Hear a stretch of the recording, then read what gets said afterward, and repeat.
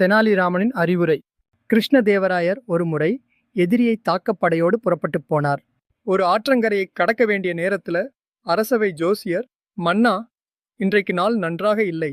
அடுத்த திங்கட்கிழமை போருக்குப் போனால் வெற்றி நிச்சயம் என்று சொன்னார். கிருஷ்ணதேவராயர் குழம்பினார். அவ்வளவு நாட்கள் கொடுத்தால் எதிரி உஷாராகி விடுவான். அவன் எதிர்பாராத நேரத்தில் உடனே தாக்கினால்தான் வெற்றி.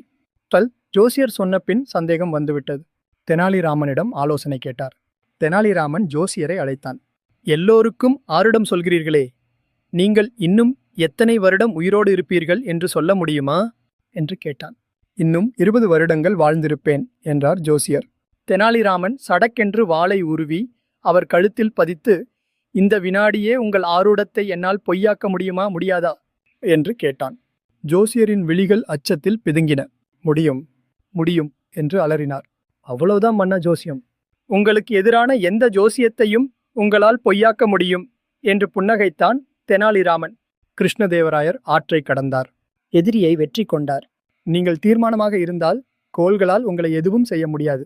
வீண் சந்தேகங்களை விலக்கி உங்கள் மீது நம்பிக்கை வைத்து திறமைகளை வளர்த்துக் கொள்ளுங்கள். முழுமையான ஈடுபாட்டுடன் செயல்படுங்கள். தானாக கனிந்து வரும் வெற்றிக்கனி.